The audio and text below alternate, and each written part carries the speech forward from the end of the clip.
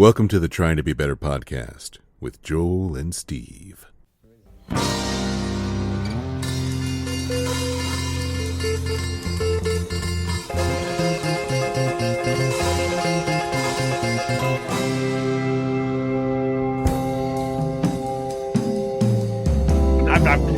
I'm gonna hit record. I can't. Might as well, because otherwise we're just not gonna have a podcast. Yeah, we're like we'll have a wasting our seed.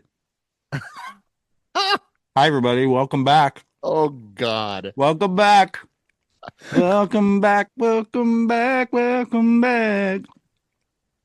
Welcome back to the Trying to Be Better podcast with Joel and Steve. My name is Joel, and I'm Steve. What are you eating in the microphone this morning? The ASMR eating podcast is back. I am eating Nature's Bakery blueberry fig bar. Ooh, those are good. They're great. They got a nice little like glaze on them. Correct. Love those. Kirsten buys them, and then I usually gravitate towards the more chocolatey peanut butter protein bar situation we have. Yeah. And then she buys these, and I'm like, I'm not going to go near those because I gravitate towards that. And then now I tried a couple, and you brought it into your horizons, and look what happened. Yeah, you're a fig bar guy now. I'm widening my palate. That's amazing. What were you saying? Oh, yeah, I made a conscious decision this morning to literally just lay in bed. Oh, good. And doze on and off for about 50 minutes. Yeah. It was great. I'm like, it's Sunday. I don't have to be anywhere or do anything this morning. I'm going to just not. Yeah. It was delightful. I dozed off like 3 times. Yeah. And woke up and thought, well, that was nice. I'm going to do that again. Play it again, Sam. That's right. Yeah, it was delightful. And then in true, nothing comes for free fashion, I was like, fuck, I got to get up and get moving. Yeah. So there was no sitting. There was no relaxed coffee drinking. Well, everything has a price. Yeah, I think that I used to, I don't know. I think I can get a little weird shamey if I don't do the morning routine. Like if I don't do it, I'm like, oh boy. Wait, hold on. So that implies that you have a morning routine. I do have a morning routine. Yeah, good for you. For the most part. Yeah. Yeah, typically it's get up, take the dog out, feed the dog. Well, dogs and children have a way of forcing you to maintain a routine. Yeah, and I didn't do any of that this morning. But she also fucking got me up and then proceeded. And then I kind of slowly peeled myself out of bed. And then by the time I was up on my feet making coffee, she had curled back up in her bed. She was like, got me up, and I was like, fuck you, I'm going to bed. So.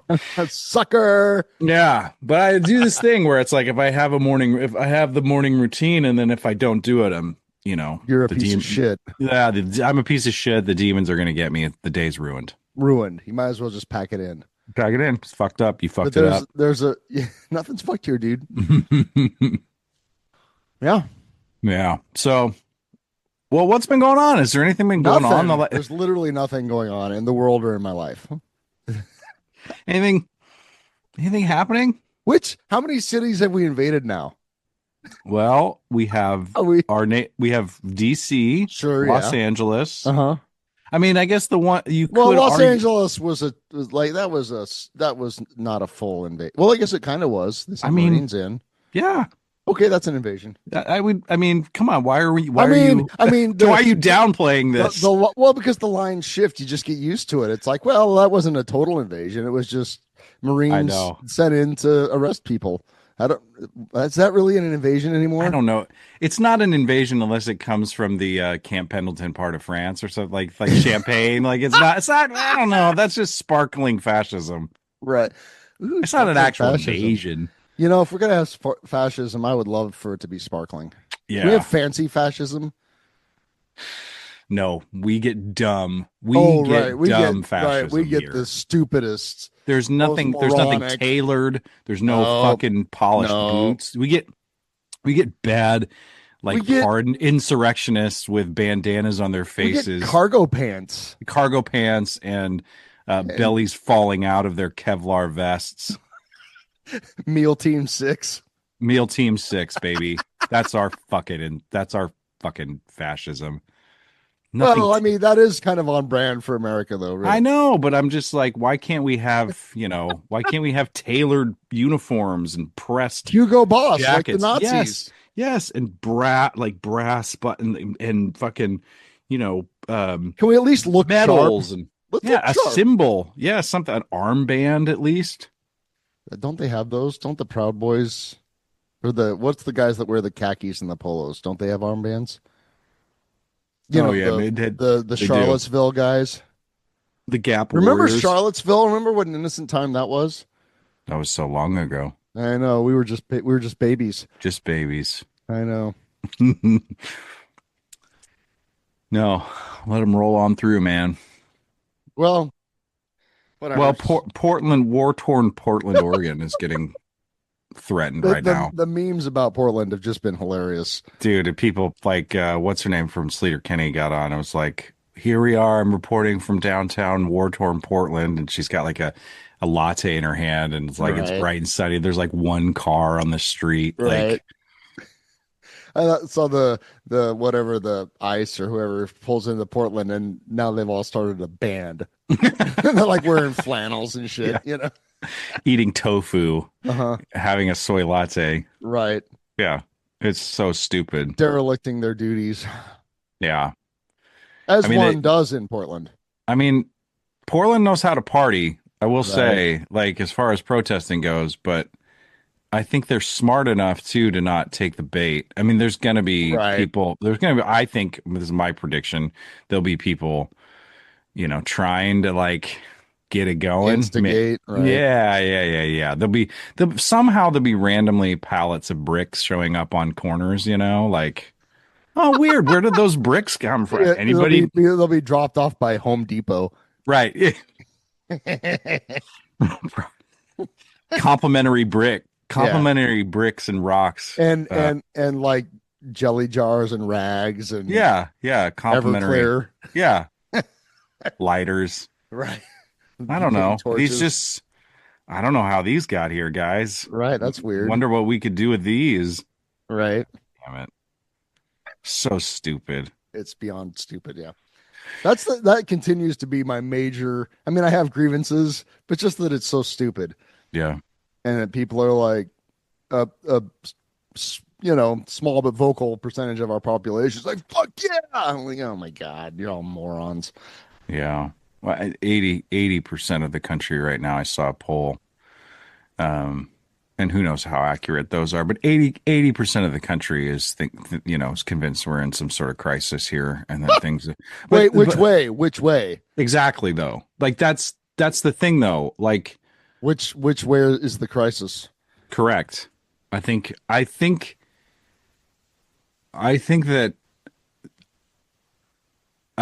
in the 2 weeks we haven't potted, right? We had Charlie Kirk killed. Oh yeah. And so since then, I think there has been, there's been the Epstein conversation has increased.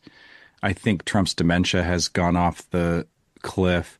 I think there are a lot of things that I Not think, fast enough. well, true, but I also think that there's a lot of guardrails for that guy right now.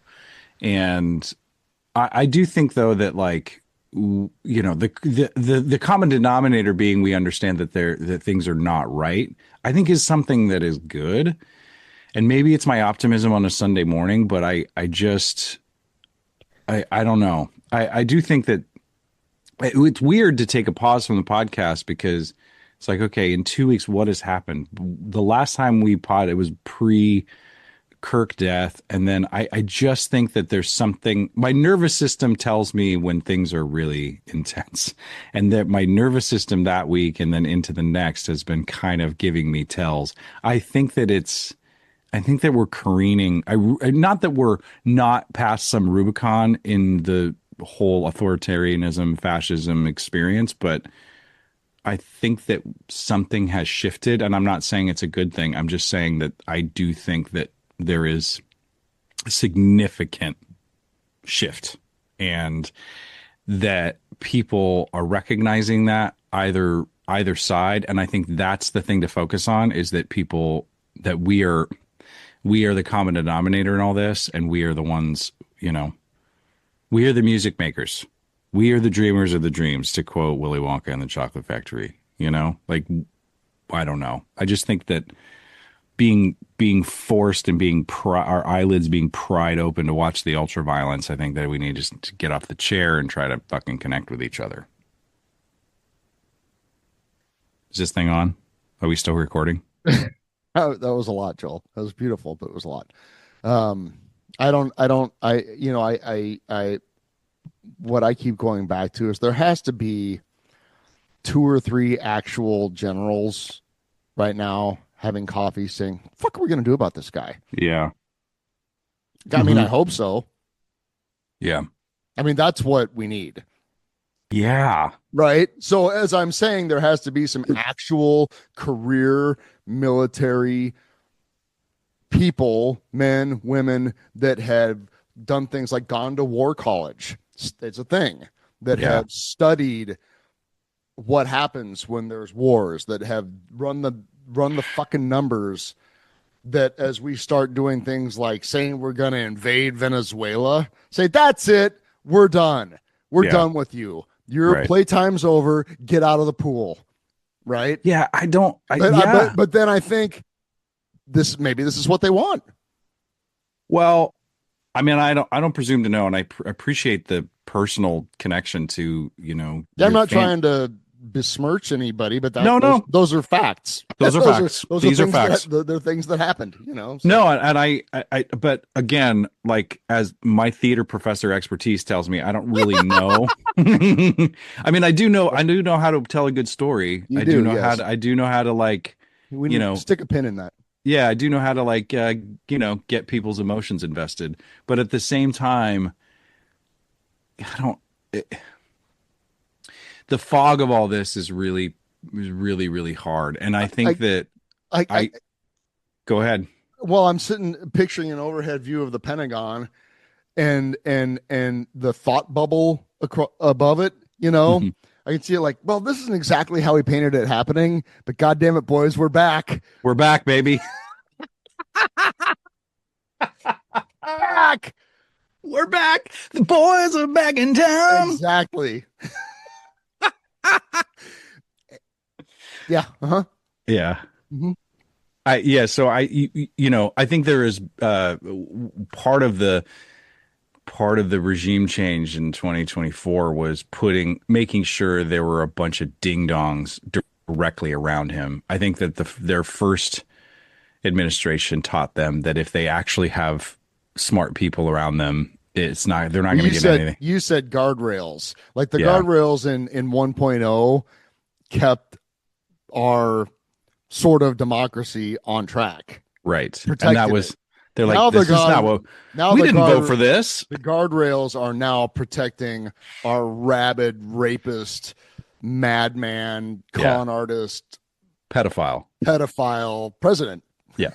And his shitty offspring. And that's where the guardrails are, is protecting them, which is the lesson they learned the first time. And Congress and all of the people are just falling in line to try to keep this, because they're all on the take. Yeah, they have to. They're all on the take. They got to eat the scraps. Right. Well, they get to eat the scraps. They get to. Mm-hmm. You're right. It's a privilege. They get to. Absolutely. Why the fuck why do you get into government? Yeah. Into Congress. I love the thing of, I mean, this is an old one. It's an oldie but a goodie. Is if congressmen had to wear their sponsors on their suits like NASCAR drivers do. Oh, yeah. Oh, Comcast, Shell, Raytheon, Yes. Boeing. Yeah. Yeah. Disney. Lockheed Martin's all the way across the back of that suit. Weird. Right. Yeah. I mean, that would. Yeah. Oh, and I think Congress should be forbidden from trading stocks. Well, there's that. I can't. I mean, God damn it, Joel! Why didn't I get into politics? I mean, career politics. I don't know. I don't know why you didn't. God damn it! You chose the Grateful Dead. Yeah, and I think I'm better off for it. I mean, you said it, and it's been said. That's the realest America we're gonna get. 100%. You know what I mean? That whole Mhm. thing. Yeah.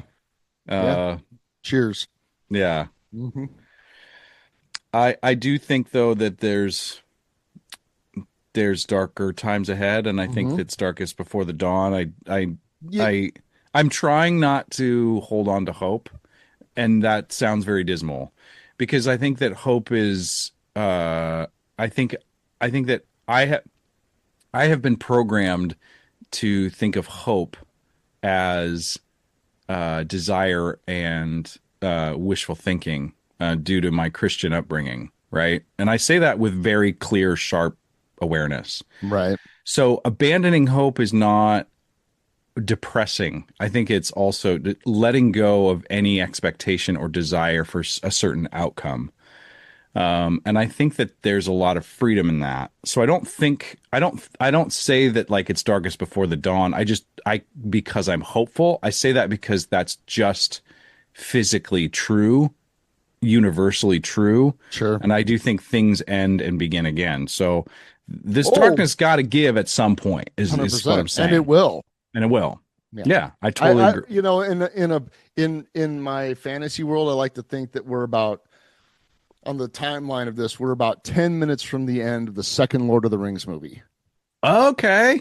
I like where this. Yeah. everything's just horrible and there's Yes. no way out. Yes. But there's another movie. There's another movie. Yeah. But And it if, I don't know if we'll be allowed to show it. there, but there gets to be a in the in the Return of the King, the battlefield is all but lost. Things are bad, Bad. and then Gandalf comes riding in on his white horse. See, So, there's the problem though. but it There is no Gandalf. but Gandalf riding in on his white horse isn't the thing that saves everything. Oh. It's Frodo and Sam. It's Oh, fucking that's true. Good friendship point. Yes. and Yes. carrying each Yes. other through the muck Yes. to Mount Doom. And remember, even at the very end, Frodo is still attacked. He does not want to give up that power. And Sam Wow. helps him realize that. And he sees himself in Gollum and realizes, I have gone so far down the rabbit hole that Wow. I've gotten to the end. I've done the thing and I still can't give it up. And the friendship and the reflection of having humility by your side and having people near you is the thing that's going to save the world.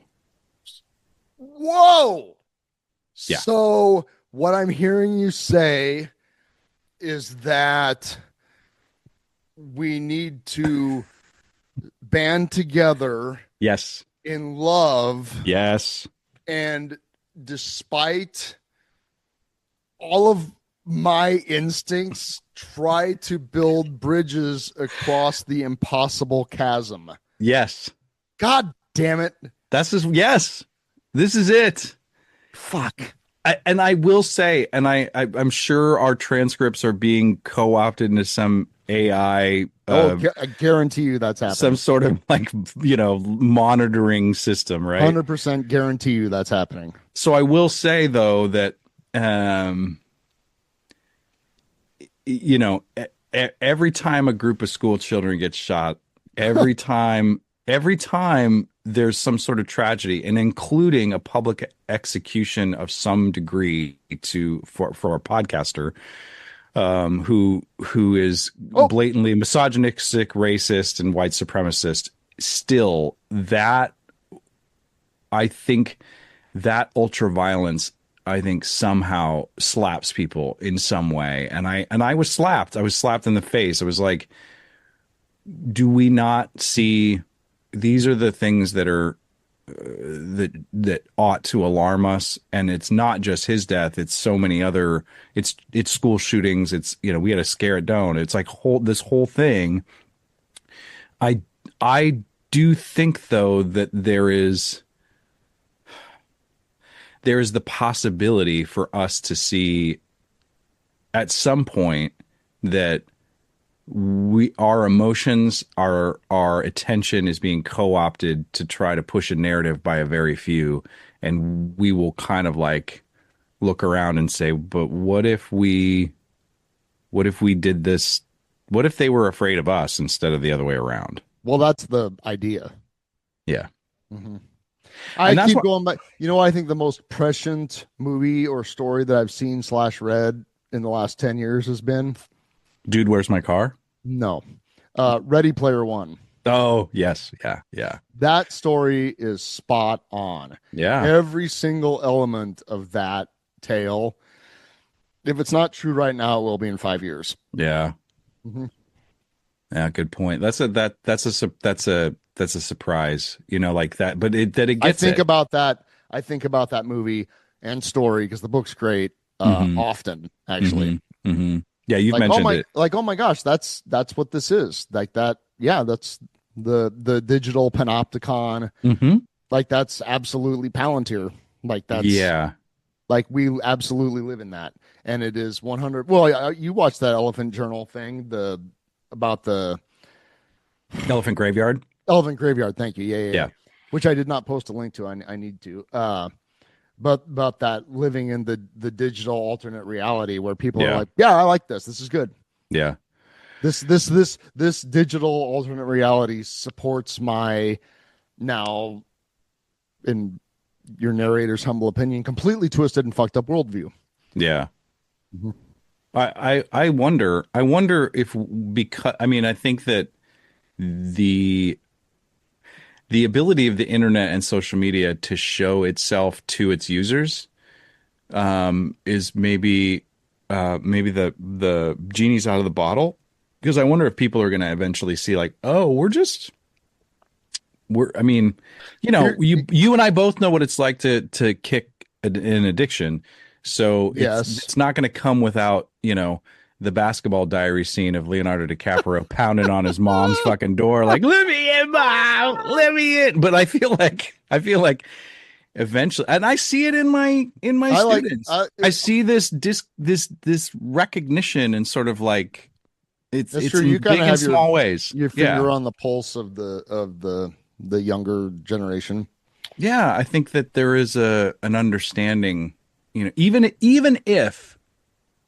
if it's just like, I remember in the 90s, Colin and I were talking about this. I remember in the 90s there was this like there was this affinity for all things 60s, but it wasn't really the 60s, it was our version of the 60s. But we were kind of like, that was cool. We look back or whatever, and there were people dressing Yeah. like that, and there was some style there amongst the 90s grungish stuff. But now the kids are digging the 90s, and they're dressing like this. They're wearing Doc Martens and baggy jeans, and there's an understand, like, kids know who these bands are and shit. So it's like, I wonder if there's like a romanticized version of a pre-internet life. Yeah, well, wait till they figure out that life is like living on the Nebuchadnezzar in the Matrix. Hey kids, if you want to know what the 90s was like, stare at the wall for a while you're bored. Yeah, right. And then when you want to get on the internet, get ready to hear this sound. Yeah, that's pretty good, And actually. then in like 5 minutes, your picture of Axl Rose will load. Exactly. Exactly.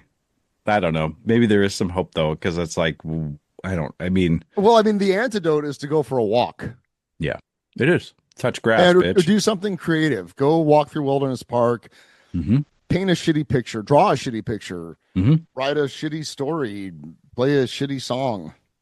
Play a shitty song. Yeah. I picked up my guitar yesterday and played a shitty song. How was Played it? some shitty. It was great. Yeah. They weren't shitty songs. No, I understand. I got inspired by some conversation on Threads. This is funny because I was inspired by the social media to not participate in social media anymore. Now But you're seeing the violence inherent in the system. yeah, so it's like, oh, there's this not obscure, but they were kind of a one-hit wonder 90s band that their second album I really loved. Seven Mary Three's Rock Crown album. So I'm like, oh, I'm gonna listen to some of that. And then I listen, I'm like, oh, that's an easy song. I can figure that out. So I played it and like learned it. And then I'm like, I got another 90s song stuck in my head. I'm like, I want to learn those chords. So I played that. I'm like, oh, fuck, I can still learn songs. I still know how to play chords. I can do this. Old dog, new tricks. Yeah, it was nice. It was Love really that. nice. Yeah. I don't think we solved anything, but I do think that I think something need to be said. I think there Yeah, was like we've kind of managed to skate around the horrors that surround us for a while. I The think that last few if we podcasts. yeah, that's true. And I think that if we I honestly think that if we would have gotten on the microphone that first Sunday that week, I don't know. I think I mean, I appreciate we might have said something we'd later regret yeah, maybe. I know I would have. for the first time ever. Yeah, I know I would have. Yeah. Um. So, uh, I went and saw your thing, your play, your piece. Not really a play, a piece. You saw my thing? Saw your thing. Hmm. It's never gonna fit on the album cover. Yeah, what'd you think, man? I think the kids are all right. Yeah, I they mean, are. that was great. Yeah. For a first shot freshman, Joel and his senior drama person put together a thing involving the freshmen Yeah. and the Doan drama class thing. And I They did mean, great. what they did great. They did great. They truly did. I mean, Yeah. it was a little maybe went to 11 on the earnestness meter. It really, yeah. I was talking to Kirsten about that last night. It's so to context, I was working on a devised piece, and devised theater is that Devised you piece, kind there of you go. get people together in a room and you make a thing based on an idea, and you're all working together to make it.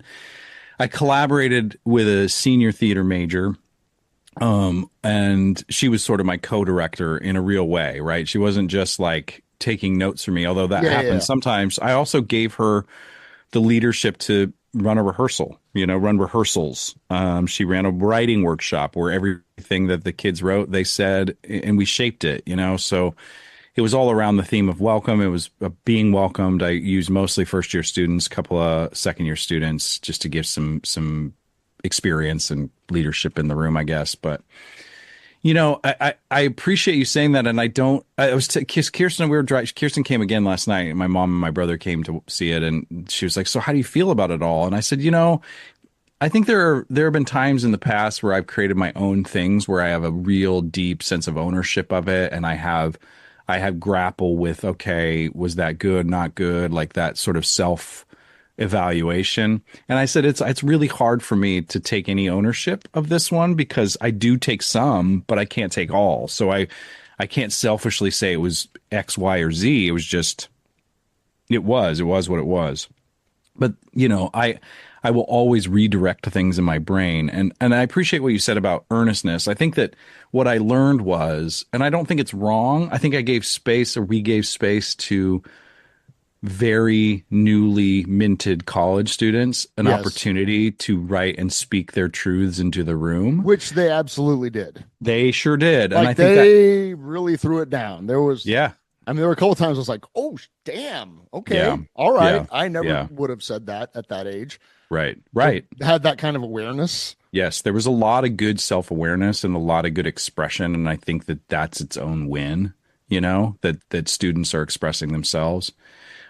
We all of our productions are entered into the Kennedy Center American College Theater Festival, and they send a respondent. And the Really? respondent on Friday night, yeah, her name is Cara Phipps. She teaches at Graceland University in southwestern Iowa, and she's a person that I respect. She's on the leadership of the regional festival, and she's got a good sensibility about stuff. So it was cool to have her reflection. And she mentioned that. She said, I mean, I was thinking of it as a pure expression, break open the rib cage and put your heart out on display. That's what I told them, and they did that. So they Wow. took the note, right? They Hmm. did that. I was trying to get them to that place.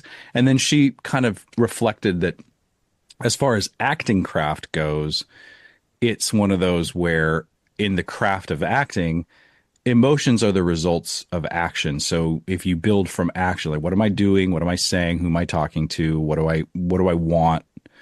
Then you can craft it more organically from a human perspective. But wasn't the note I gave them. And I could have done that differently. I could have coached them in that way. But it was also kind of lovely to just see these young people just, being real with their own words in a room. And it's a lot because it doesn't allow for the audience to it doesn't give a lot of room for the audience to feel their stuff when everybody's feeling it for them. But I also think it wasn't that kind of piece, right? Like there's a time and a place for a fourth wall, but there was no fourth wall. We were all on either side of each other, staring at each other. I mean, Right, right. there was no like auspice that this was somehow you were not a part of this. Like you could safely sit back and not deal with this. Like you had to deal with No, it it. was right there. It was like 5 feet in front of you. Exactly. So I thought that was a win in that way. Well, I told one of the male actors, I can't remember which one it was now.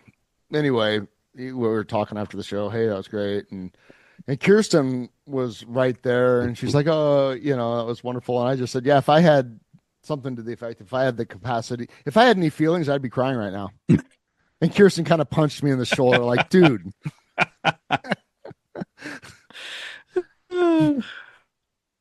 I just walk it down. Yeah. Walk it down. Yeah.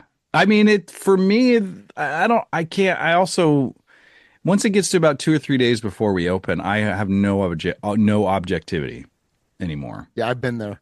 You know what I mean? I I can't sit there and evaluate it in some way. So the wins for me, I look at it behind the veil. It's like I saw all of these first year students connect with each other when they were very disconnected on the first day of rehearsal. I mean, we started rehearsing 2 or 3 days into the semester starting. So they all got to know each other and trust each other, and they got to lift each other up and hear each other out and help each other out and feel a part of something and make a thing. I mean, those are the wins beyond the product. Do you know what I mean? Like it was process over product for the most part, and building a sense of connection over the outcome.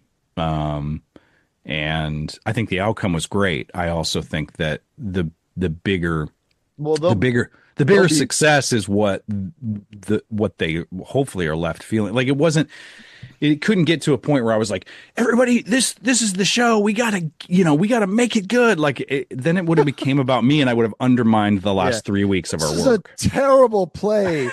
You're all bad actors. Yeah. Why would that's not A, how I felt, nor B, would have been helpful, and C, would have undermined everything we built. It would have been awful.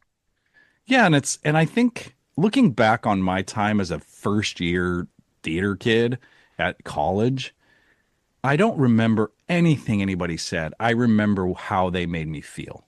Oh, come on, man. That's true. It's absolutely true. I know. I swear to God. That's I've ruined my life in so many ways because of that exact thing. What do you mean? You know what I mean? Like because of the way that not what I've said, but the way I've made people feel. I see what you mean. Yeah. Well, that's something definitely to be conscious of, right? And you'd think. Yeah, because it's like I've been with those directors that this is about the show. The show must go on. It has to be perfect. It has to be good. We have to sacrifice so much to get to this product, and then my ego's on the line. What do you think of me? And this was a new experience in sharing the load of the creation, and it wasn't absolving responsibility. I think that the theatrical hierarchy and the system therein is still built on the director taking all responsibility. But I think internally, I don't carry that burden totally because we all created it and we're all responsible for it. And I think there's something really, really important about making that kind of theater too. Well, absolutely. Because that's what I think is the solution to all of the shit show that we're experiencing. I agree. You can't blame society because you are society. Right. Yeah. 100%. You know, that. Mm-hmm. We are traffic. Mm-hmm. Speaking of Dear Mr. Fantasy, go ahead. Can we talk about the thing? Is that a thing that we can talk about? I don't know what you're talking about. The Nebraska City thing. Sure. I think we can. Yeah. Okay. Go ahead. What do you want to say? Well, this is humbug. No. Quite the opposite, actually. I'm very excited, but all I've been thinking about, or one of them, is Tobias Funke talking about being an actor. You're an actor now, Steve. Let the world. Not yet. So I'm directing a thing that was written by past guest Mike Semrad. It's going to Yes. go up in Nebraska City in December, 2 nights, one night. Um, he- Two M- shows. yeah, Mike Semrad is the leader of the arts district in Nebraska City, and he's done a lot of cool stuff there, like Hmm. bluegrass festivals and concerts that have been successful, and people are really loving that they have their own scene there. And they're like, what if they revamped the Veterans Memorial Building? It's Yeah. really gorgeous, and they're like, we should do a play. And so he wrote a Nebraska historical version of A Christmas Carol. And we had auditions, and Steve auditioned, and Steve won the role of Scrooge. I'm Ebenezer. Scrooge. Ebenezer Scrooge. Talk about typecasting. Yeah. I'm very Yeah. excited. You should be, man. It's gonna be fun. I'm honored, and I hope that I intend to bring my A game.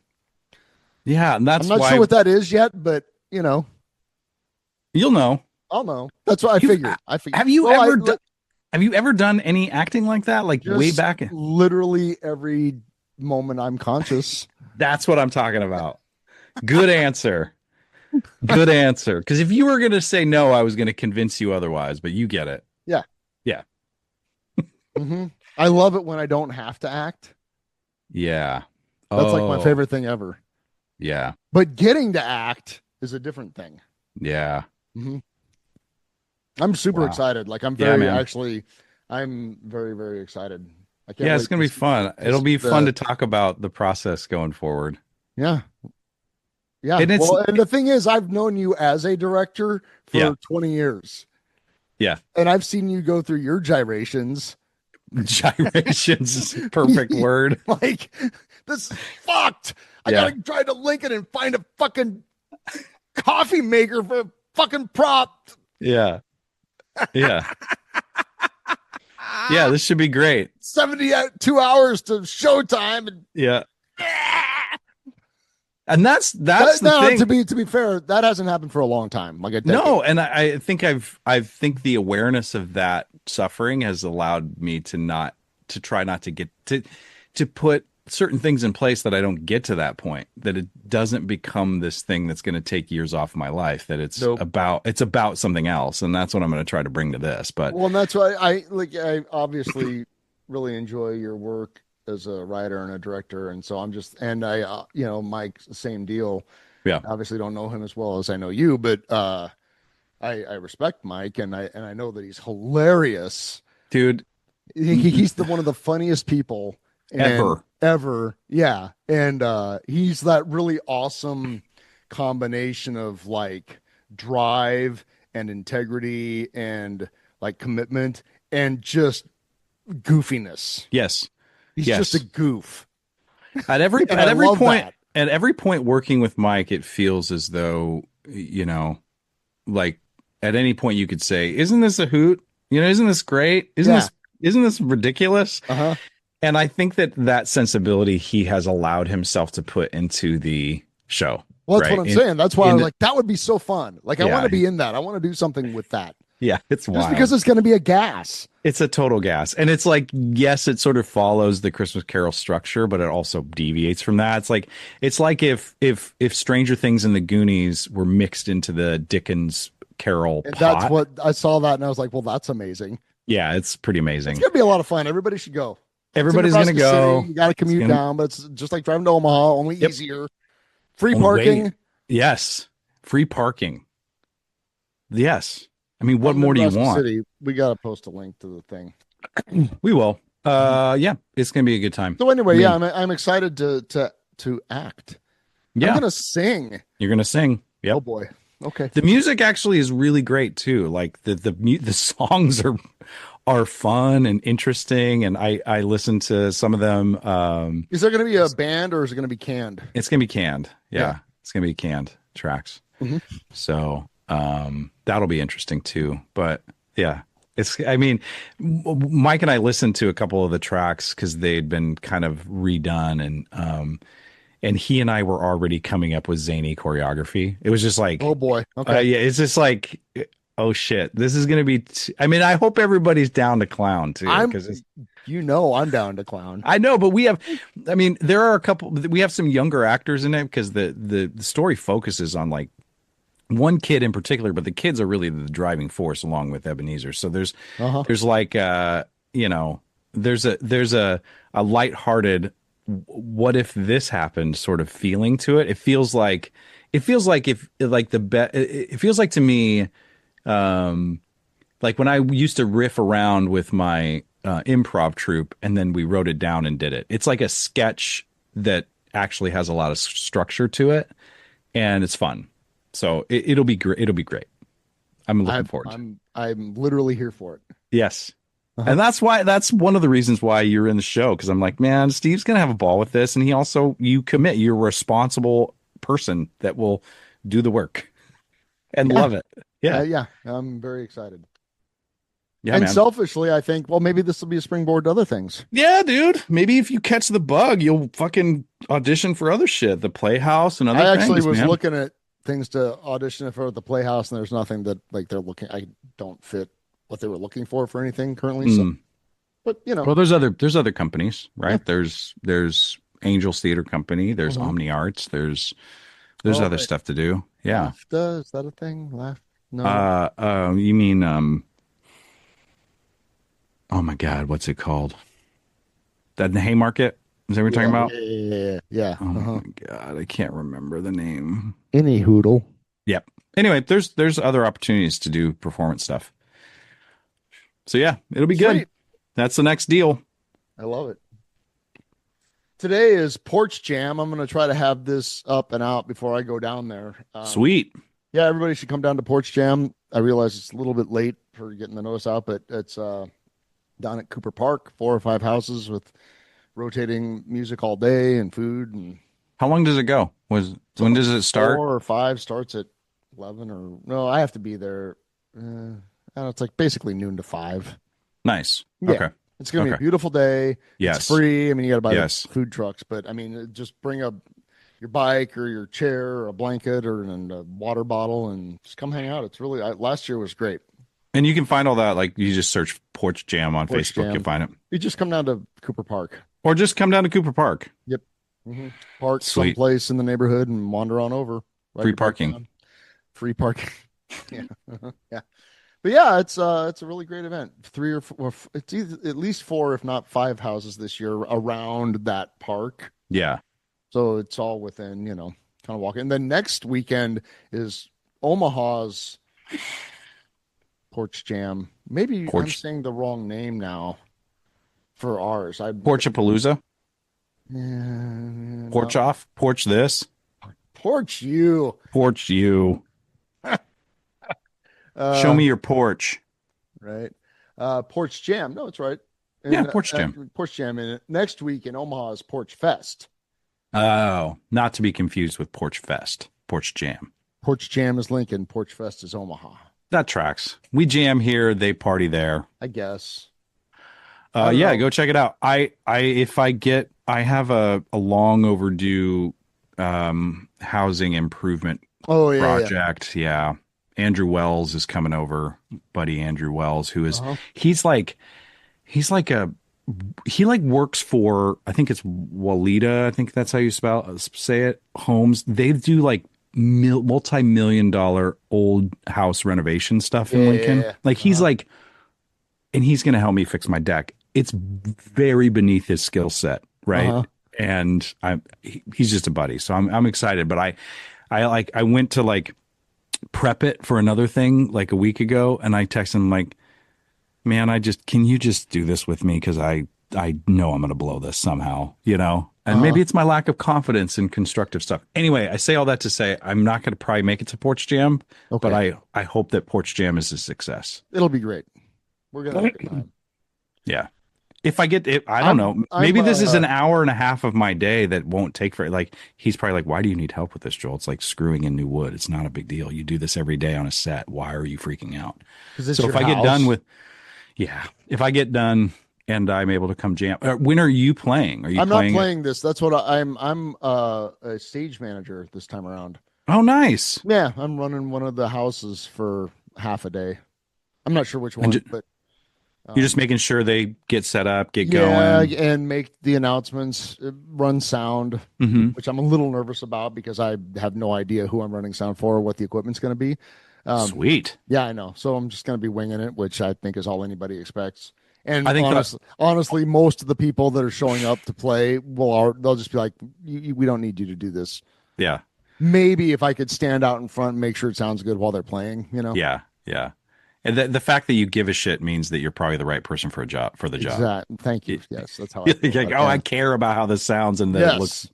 And okay. it'll bug me if it doesn't sound good. Yeah, that's all. That's the only skill requirement is that you give Well, some sort of a shit. and also maybe knowing enough to not make the sound worse when I go to it. Yes. I've had that Right. experience playing in Exile.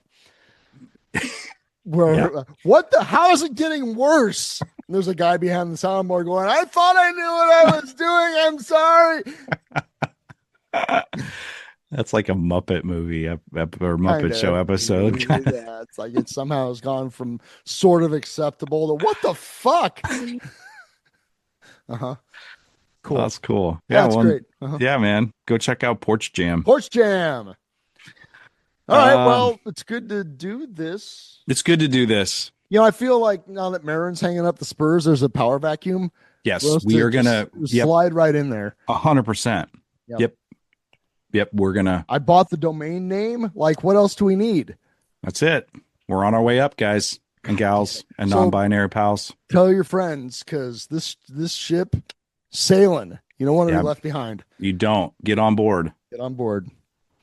Scrub the poop deck because we're about to sail the 7 seas of cheese and high finance and Lamborghinis. Yeah. Cool.